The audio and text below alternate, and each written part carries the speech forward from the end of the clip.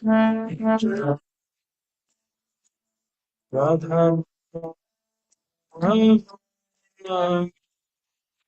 Jaya Kunja Bihari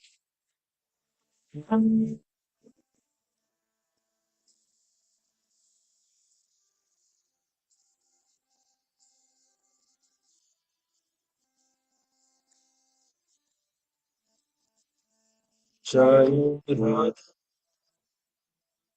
Radha Jaya Kunja Bihari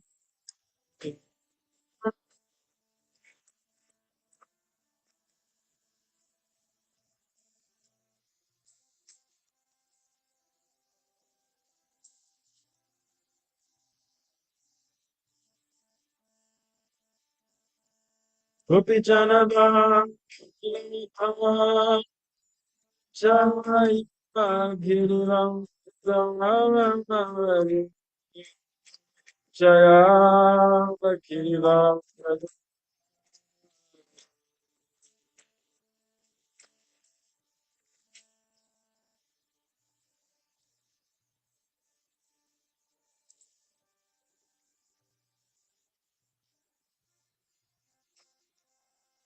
Radha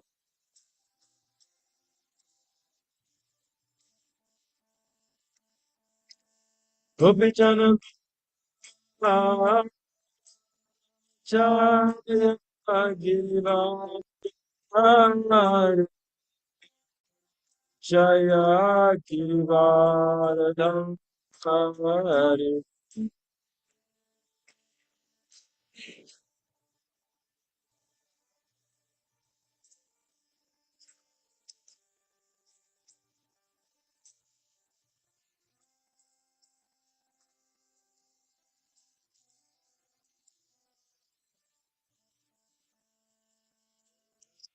Sodanam Dhanam Jaya Bhajanaram Jaya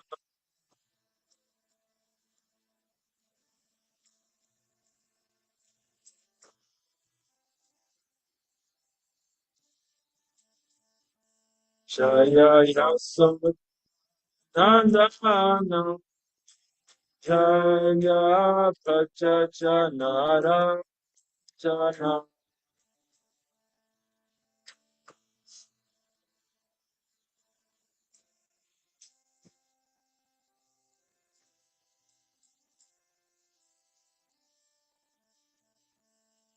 Kamupra Titvamachari Jaya Kunja Bimehan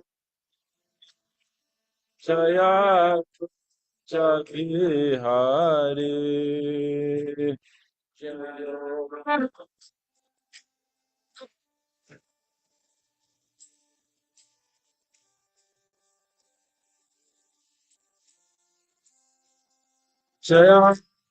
Kunja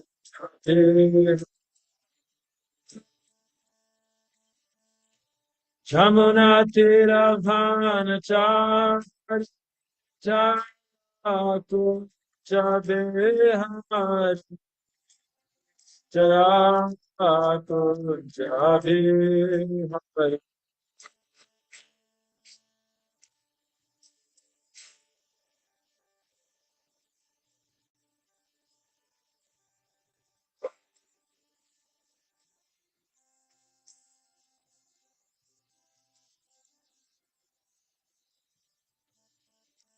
Jaya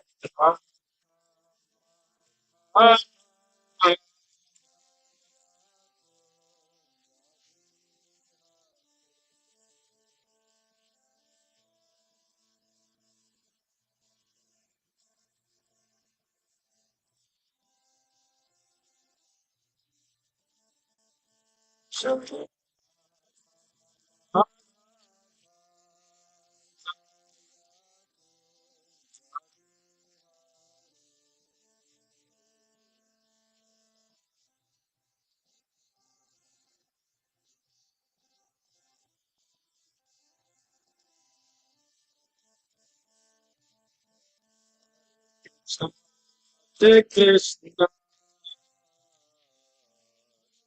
Krishna Hare Hare, Hare Rama, Hare Rama,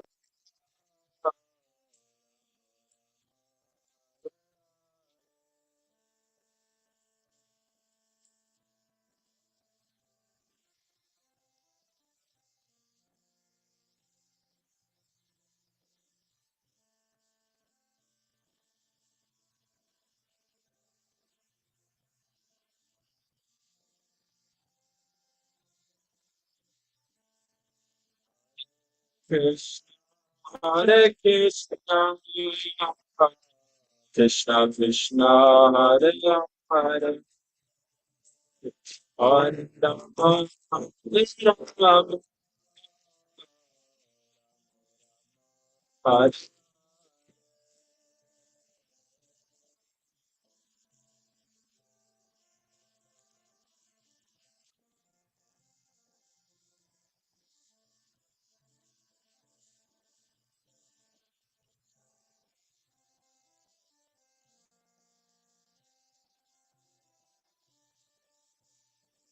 Hare Krishna, Hare Krishna,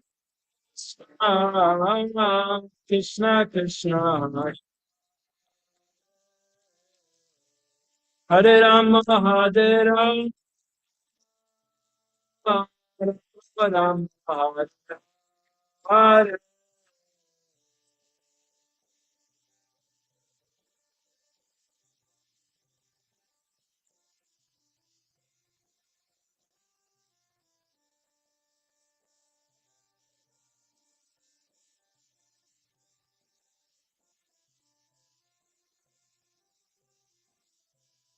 Hare Krishna, Hare Krishna, Krishna Krishna, Hare Hare, Hare Rama, Hare Rama, Hare Hare.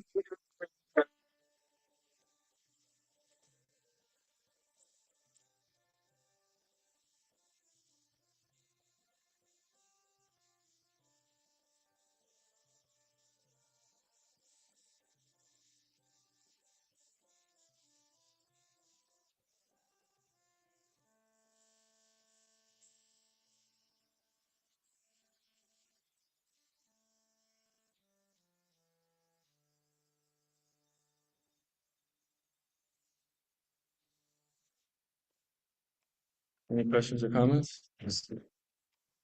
Sure. Like this.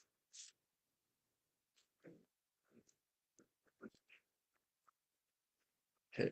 Uh,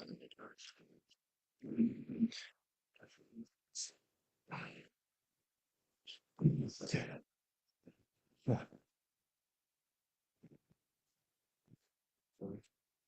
So online we have Tarika Prabhu, Gauri Krishna Prabhu, Lakashori, Yasadev, Yasoda, Janavatsala, Jambavati. Person Jagannath Pandit, Prabhu, Sirpa Prabhu, and Bhakti Prabhu. Okay. So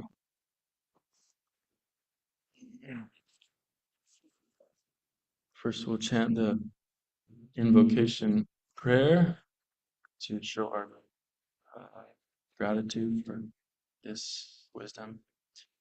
Om Namo Bhagavate Vasudevaya.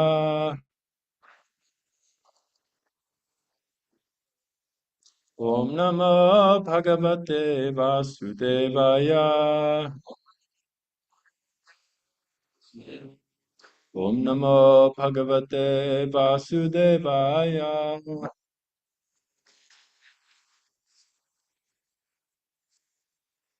Okay, so reading from Canto 6,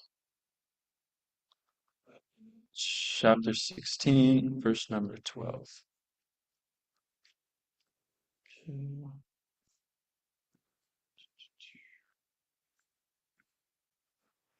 And there's a few verses that we'll be going through.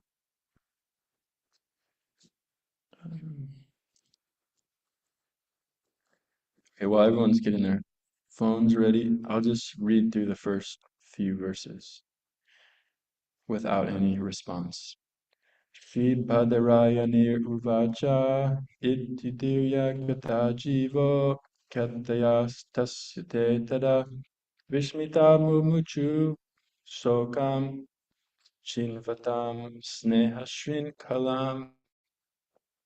Translation.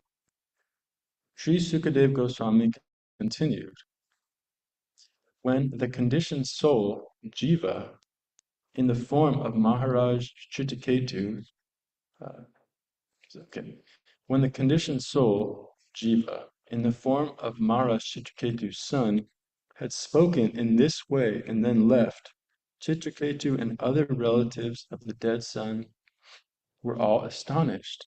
Thus they cut off the shackles of their affection, which was due to their relationship with him, and gave up their lamentation. Text 13. And we'll do the call and response on the next verse. I'll just read through. Nirvidya kyatayo kyate deham kritvo jita kriya tatyajur dusyajam sneham sopamoha bayartidam. After the relatives had discharged their duties by performing the proper funeral ceremonies and burning the dead child's body, they gave up that affection that leads to illusion, lamentation, fear, and pain. Such affection is undoubtedly difficult to give up, but they gave it up very easily. Okay, so please repeat this one. Bala,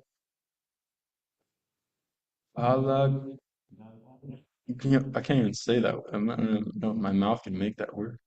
Balaknyo. Okay. Balaknyo vriditas tatra. Balahatya hata prabha. Balahatya vratam cherur. Ramaner yan nirupitam. Yamunaya Maharaja Smarantyo Dvijapasitam.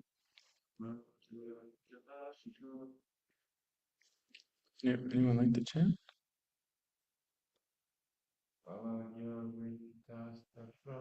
Balagnya Viditastatra Balahatya Hata Prabha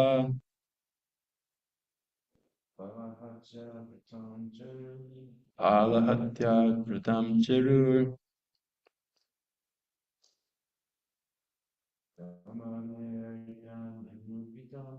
Ramaneryan Nirupitam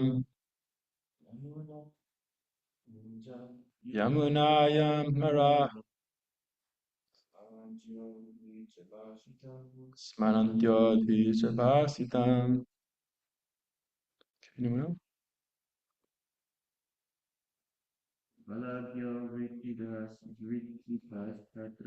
Halagnya Vrititas Tantra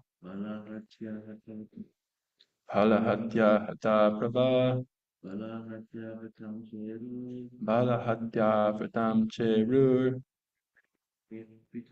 Brahmaneryan Nirupitam Yamunaya Maharaja Smaranto Dvijapasitam. Okay, thank you very much. Synonyms. Balagnya, the killers of the child. Vidita, being very much ashamed. Tatra, there. Balahatya, because of killing the child. Hata, having lost. Prabha, all bodily luster. Balahatyavratam, the atonement for killing the child. Chiru, executed. Brahmanai by the priests, Yat which Nirupitam described, Yamunayam at the river Yamuna, Maharaja, O King Parikshit, Smarantya, remembering, Vijabhasitam, the statement given by the Brahmanas. Translation. Queen Krityaduti's co-wives, who had poisoned the child, were very much ashamed, and they lost all their bodily luster. While lamenting, O king, they remembered the instructions of Angira and gave up their ambition to bear children. Following the directions of the Brahmanas, they went to the bank of the Yamuna, where they bathed and atoned for their sinful activities. Purport. In this verse, the word Bala Hatya Hata Prabha is to be particularly noted.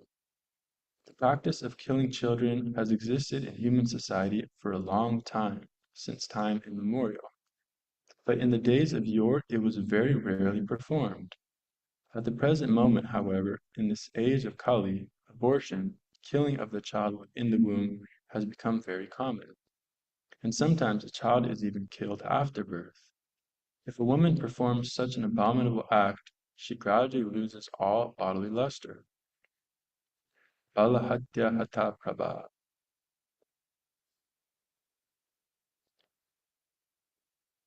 It is also to be noted that the ladies who had committed the sinful act of administering poison to the child were very much ashamed, and according to the directions of the Brahmanas, they had to undergo atonement for killing the child. Any woman who has ever performed such an infamously sinful act must atone for it. But no one now is doing that. Under the circumstances, the woman responsible must suffer in this life and the next. Those, uh, those who are sincere souls, after hearing this incident, should refrain from such child killing and should atone for their sinful activities by taking to Krishna consciousness very seriously. If one chants the Hare Krishna Mahamantra without offenses, all one's sinful actions are surely atoned for immediately. But one should not commit such misdeeds again. One should not commit such deeds again, for that is an offense.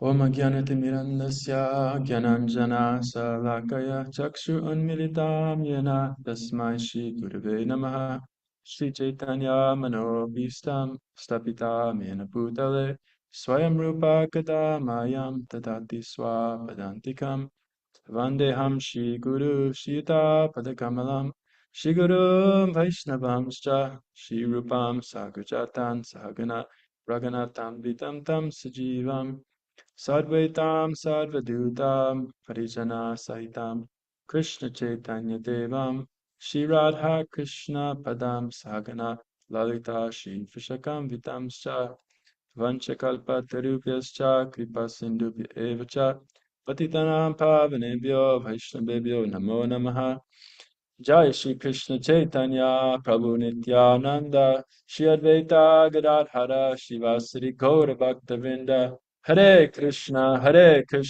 Krishna Krishna Hare Hare Hare Rama Rama Rama Hare Hare. Okay, thank you all very much.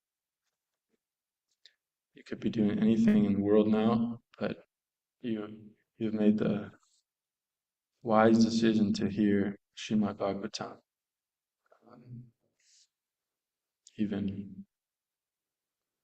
Even though spoken imperfectly, or even elaborated on imperfectly by me. So in the verse before, so we're continuing this pastime, and you can see now that the sun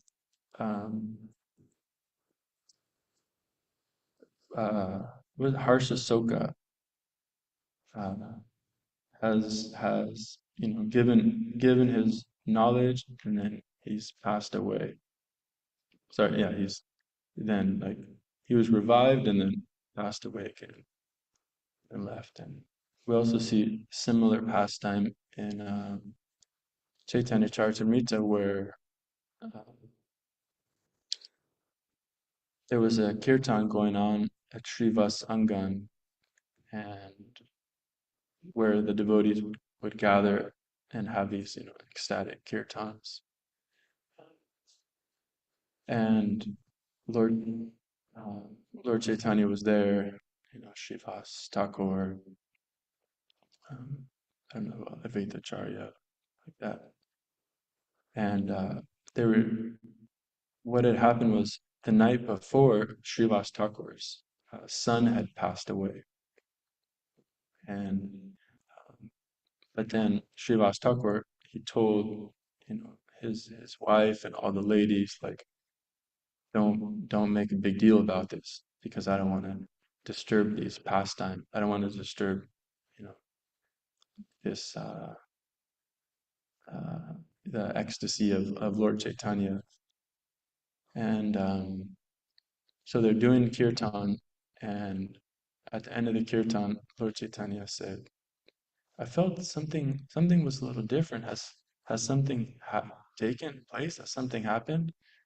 And then Srivas Thakur told him, he said, "Hey, since you asked, um, my son passed away the day before. My son passed away last night." And Mahaprabhu said, "What? Why didn't you tell me?" And and then Srivas Thakur says, "I didn't want to disturb the kirtan." So then Mahaprabhu says, "Okay, let me go see the child's dead body." So they go see it, and then uh, Mahaprabhu uh, brings him back to life, and and then Srivas, and then Mahaprabhu was so endeared by this like love that Srivas Thakur had, that he, even experiencing such an intense situation, he didn't want to disturb Lord Chaitanya, so he didn't say anything. Um, so Mahaprabhu started crying because of this exhibition of uh, love, um, for Mahaprabhu's love and sacrifice for Mahaprabhu. Um, and then Lord Chaitanya said,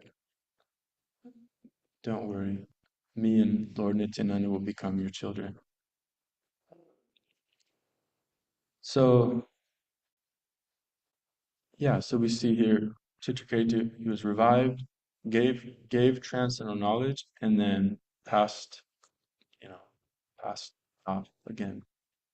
And it's amazing that by the power of this knowledge that he gave, we're hearing how everyone gave up the affection that leads to illusion, lamentation, fear, and pain. Um, so it's amazing the power of this transcendental knowledge. And I remember one time we were that's how I start on my stuff. I remember one time on traveling Sankirtan. Anyways, I remember one time on traveling Sankirtan. That's where all the good stories happen. But yeah, something had just happened in my family, and one devotee, Mahotsaha Prabhu, the famous Maharati Bhakti, Mahotsaha. He's like in Atlanta. Yeah. So he was with us, and I revealed my heart, like what was going on.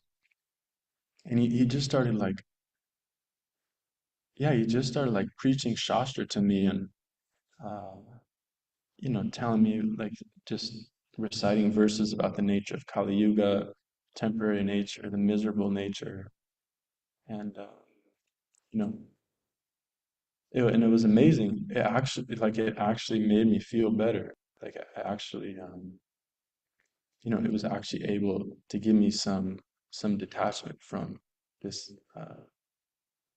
like very heart, uh, um, kind of, it was very soothing to the heart.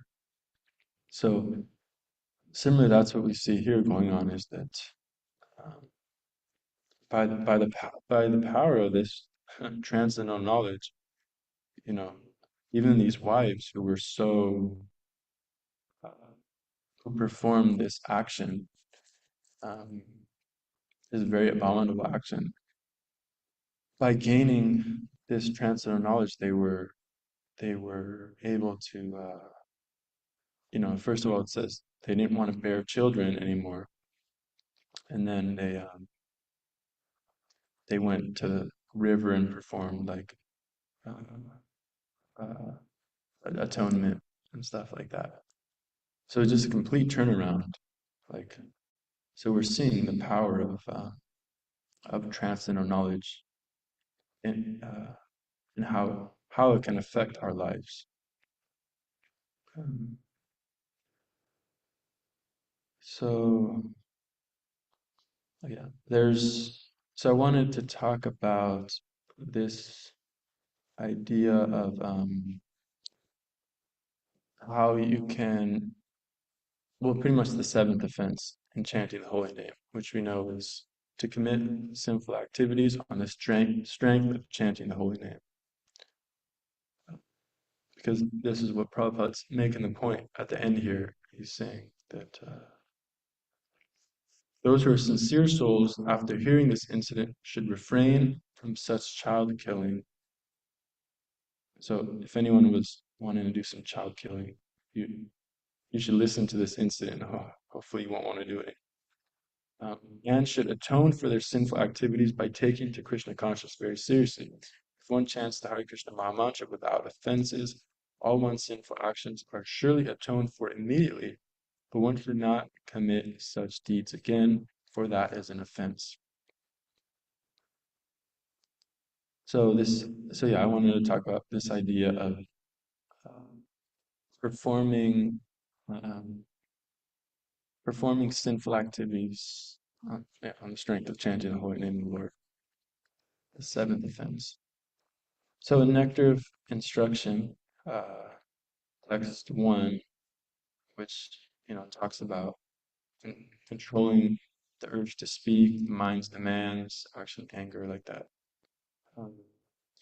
Prabhupada in the purport mentions this pastime of Maharaj Pariksit and how um, um, Sukadev Goswami was talking about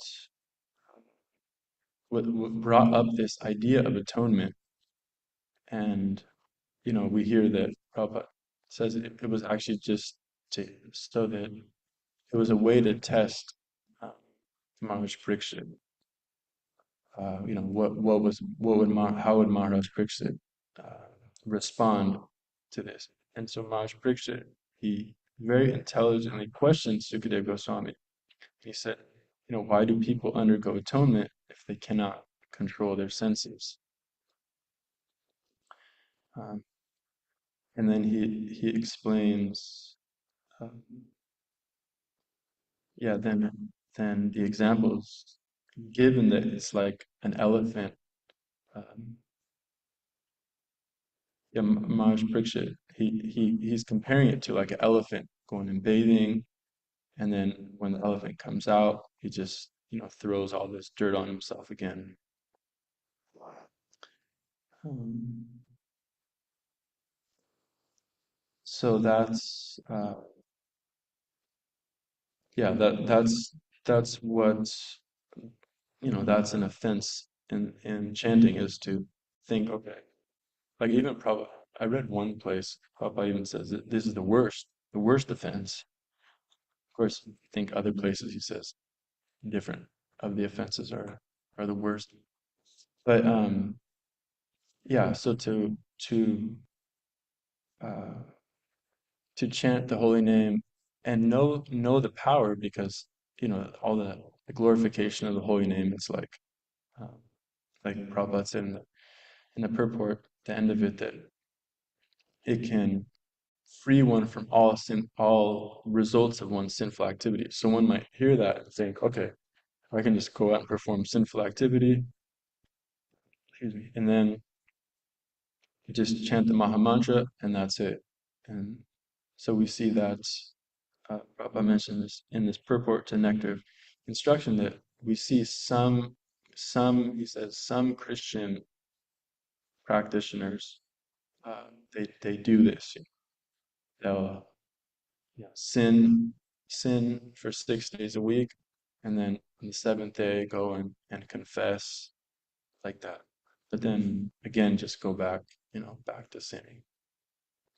Um, so what's the power of that? Um, so I was thinking, uh, elaboration in a sense on this is that, we might, as devotees, like, we're not doing that. It's not like, most of us, we're not like going out performing sinful activities and then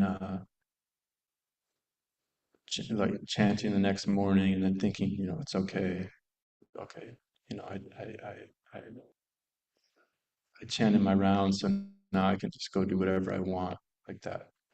Like on a gross level, we're not thinking that. Uh, but we might be, we might have that conception on a subtle level, um, in that we think, okay, I chant my rounds, and then I'm not going to go perform sinful activity, but I might act however I want to act. Um, like, okay, we hear you should be humble, tolerant, um, free from anger, like that. But we might just have this um, conception that, okay, if I just chant, if I just do my sadhana, then I can act in any way I want, kind of. So, um, yeah, we might have that conception like, okay, I got angry today, but what to do? I get angry. And by engaging in this process, you know, doing my sadhana, because I'm going to do my sadhana tomorrow morning, then it's okay. Like, I can, whatever, be a little angry. I don't have to be so humble. I don't have to be so tolerant like that. Um, but this is,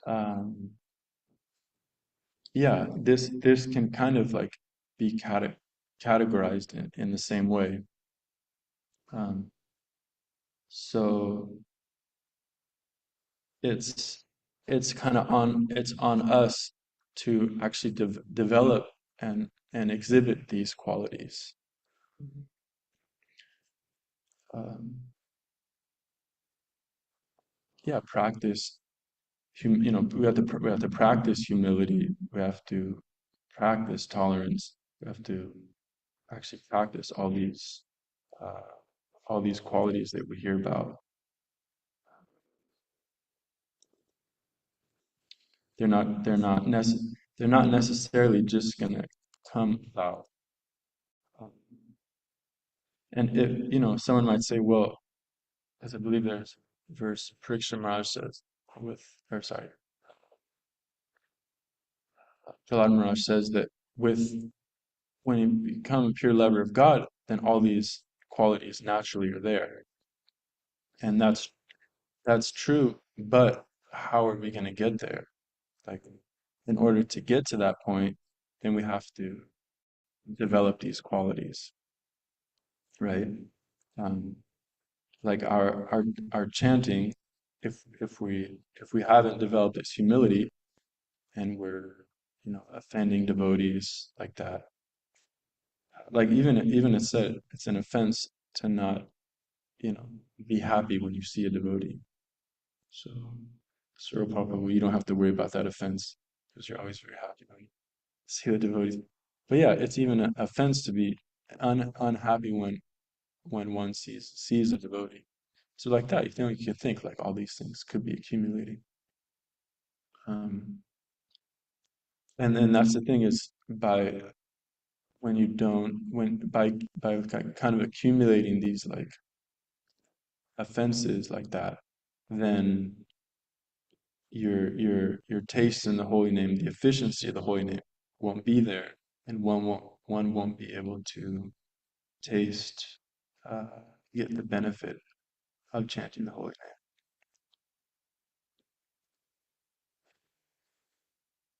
So yeah, the impetus is on us to develop these things, and it's just like it's our like we hear about cleanliness. Okay, one should be clean. Um,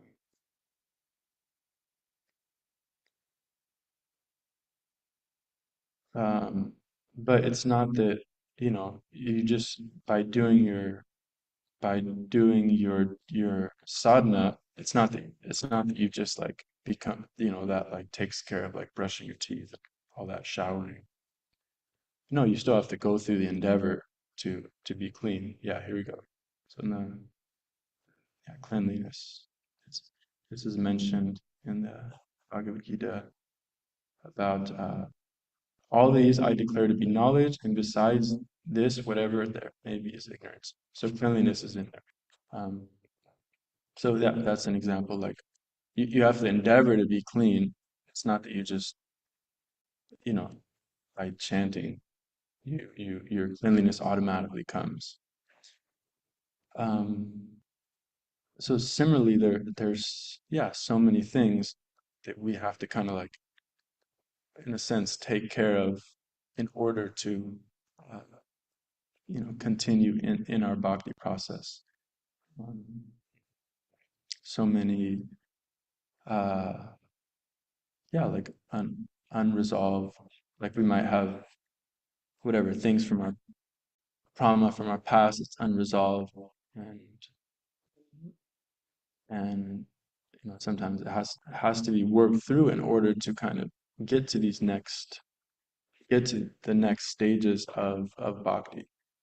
Because, for example, like self control is also in here, steadiness, like if one is so emotionally distraught that um, one isn't able to be steady in one sadhana, like okay, Mangalartik's there, and then this japa period, and then one is feeling like a little whatever, emotionally distraught, you know, maybe somebody maybe somebody didn't like how they were chanting the Tulsi prayers.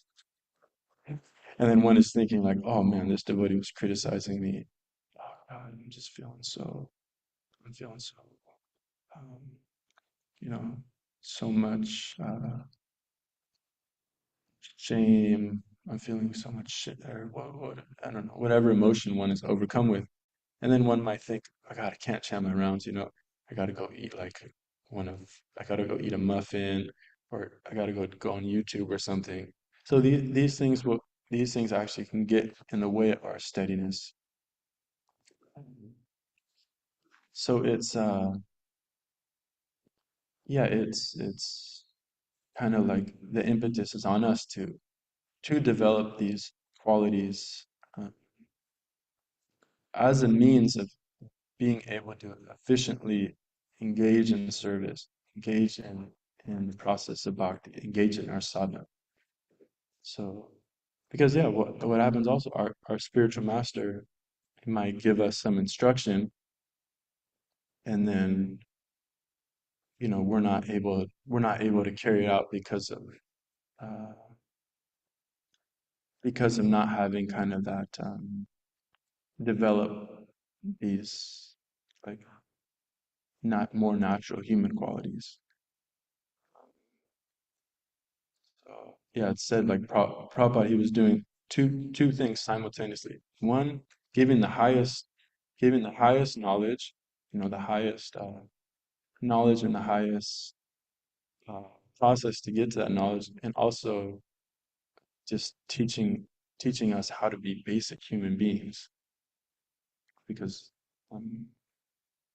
so much, coming from the Western background, just the basic things were just not there, you know, basic cleanly, like, yeah, like, okay, anyways, yeah, the cleanliness for like an average, like college student, for example, where is that? So Prabhupada was giving both these things. Um, and then, yeah, and then by kind of by developing these qualities by practice, by deliberate practice, then one uh, one can make serious advancement in spiritual life.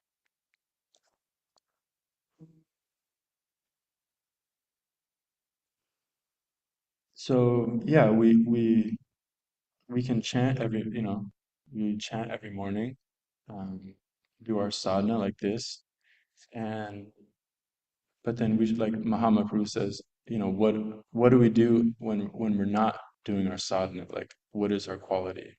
Like, okay, like I think he has something. He says like your sadhana should be throughout the day. Also, you have your sadhana in the temple, and then when you go out, you also have your sadhana. You know how you how you deal with others, how you deal with yourself, like that. And then this all kind of like feeds into each other.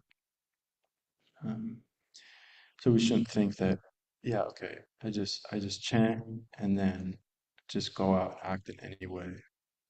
Um, One should strive to develop these types of qualities.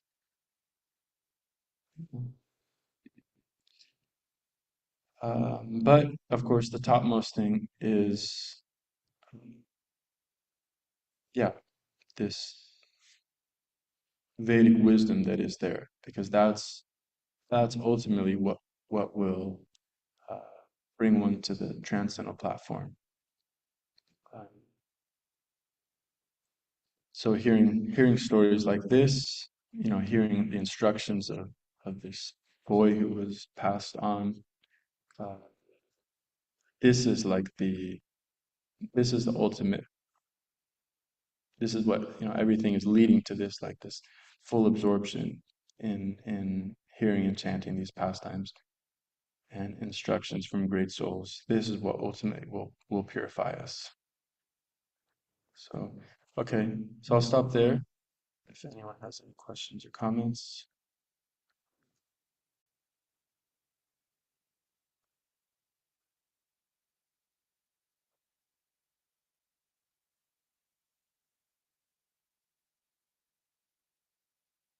Or rebuttals, refutations.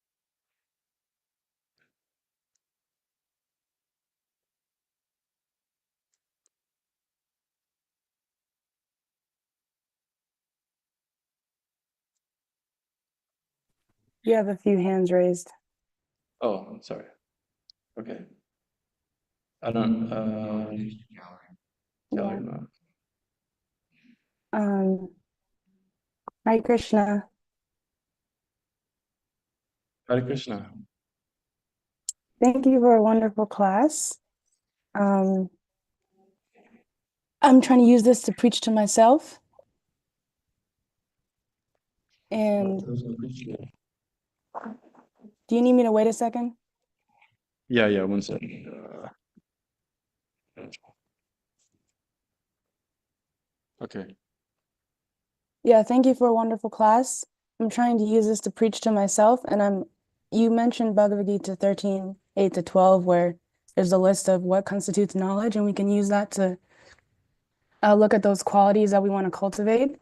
We can also look at Bhagavad Gita 16, 1 to 3, and there's another whole list of qualities of the divine nature if we're looking for more places for qualities to develop. So I want to mention that reference. And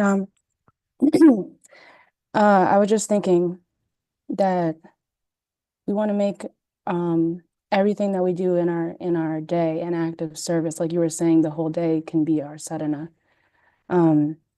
So basically, there was this one, I'm just going to share this one quote from Mahatma Prabhu since you shared one from him that relates to this, which is the other day he said this. I'm, I can't get it perfectly, but it was something like, a lot of us want to become devotees without being devotees.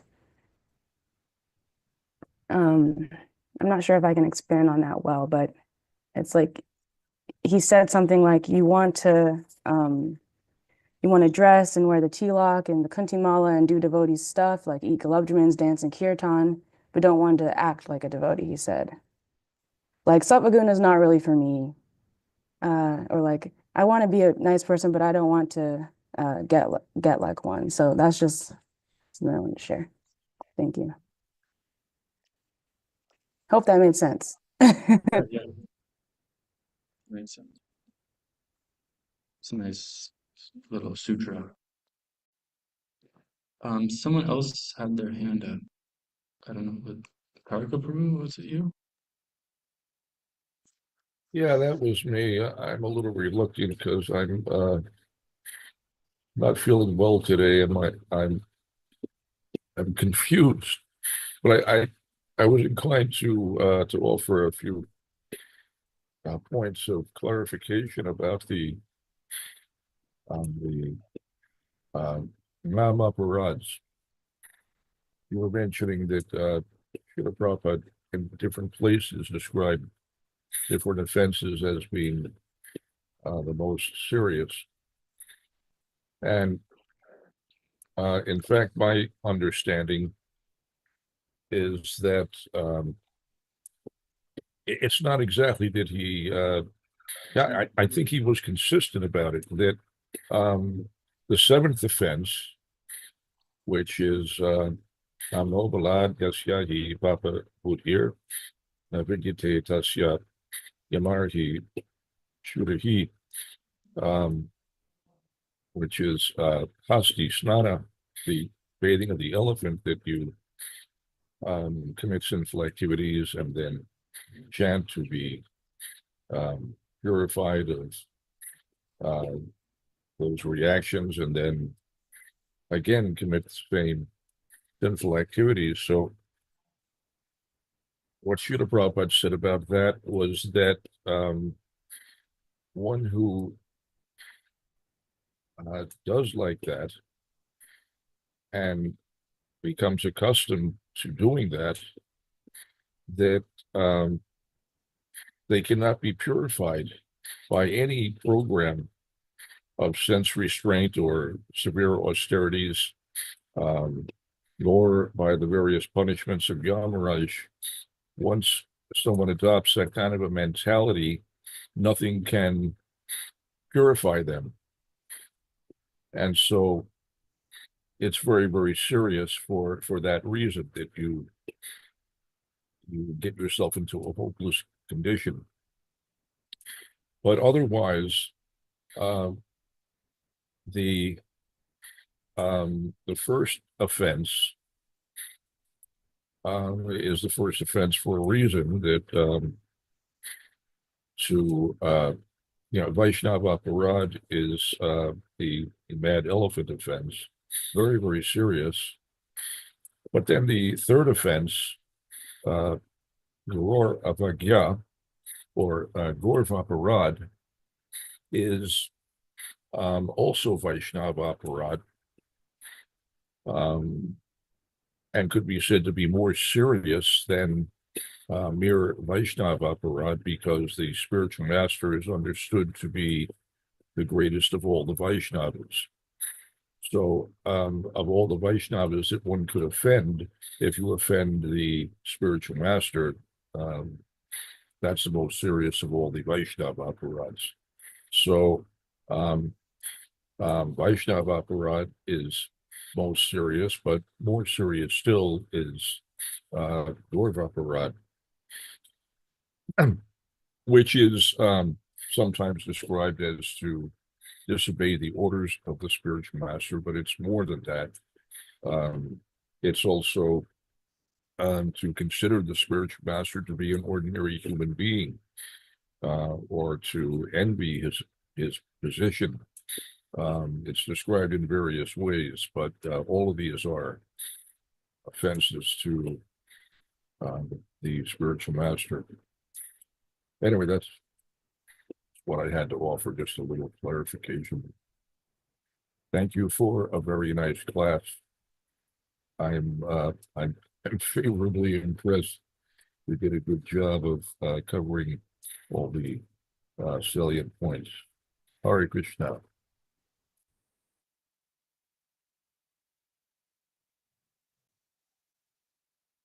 You mentioned it,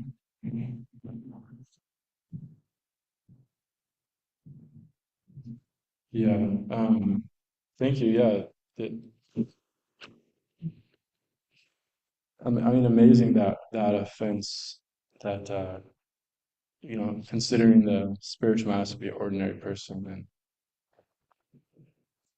how easy that can be, how easy one can slip into that, and we see, I've seen devotees, when they kind of um, start having that conception or doubting the spiritual master, generally that's you know, a foretelling for a not very uh, good spiritual future, even in this life. Anyone else?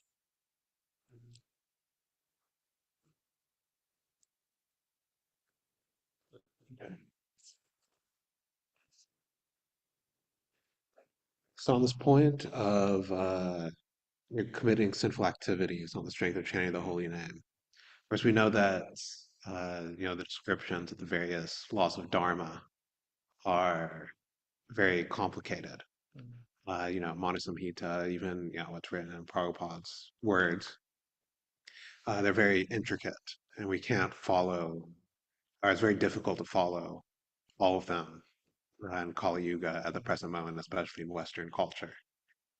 So what's the difference between, circumstantially being unable to follow and, or even just not knowing these various laws of Dharma and committing sinful activities in that way, and committing offenses or committing sinful activities on the strength of chanting the holy name?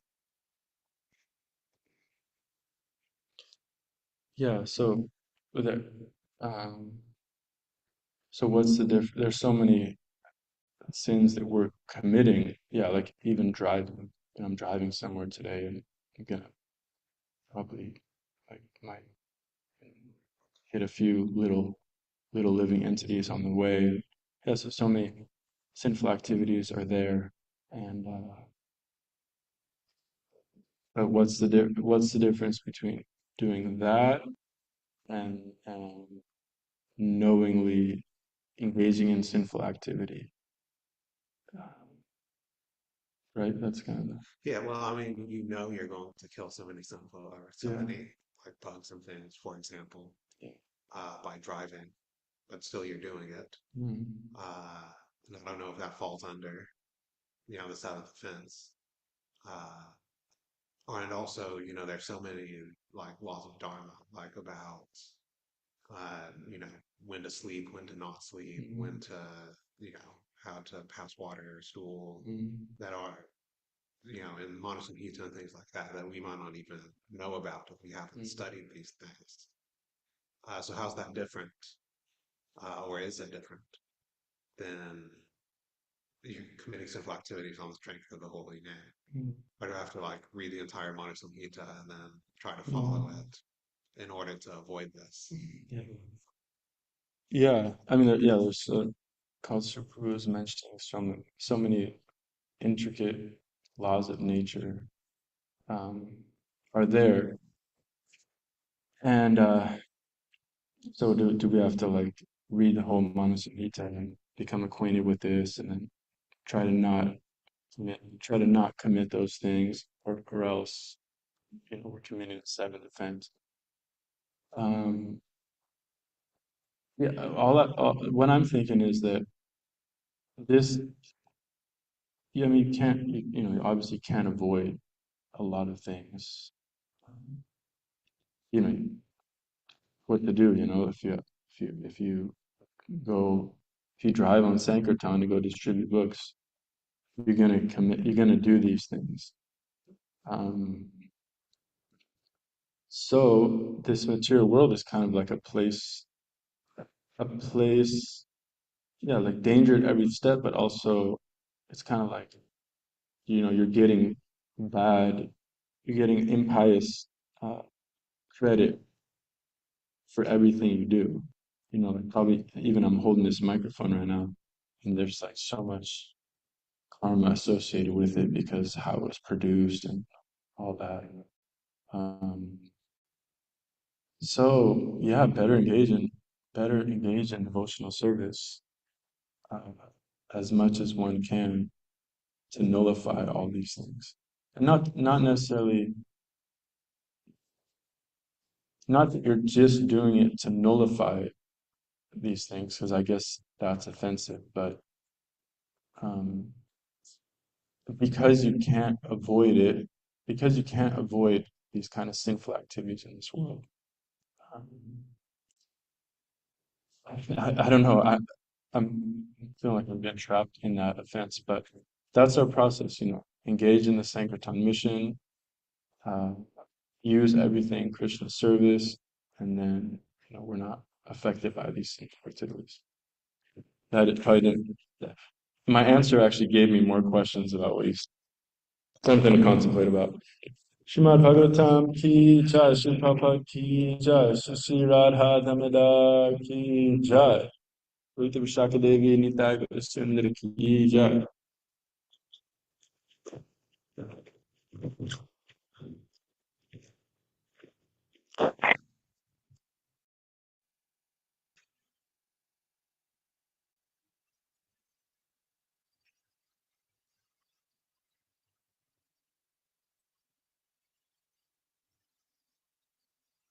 Um,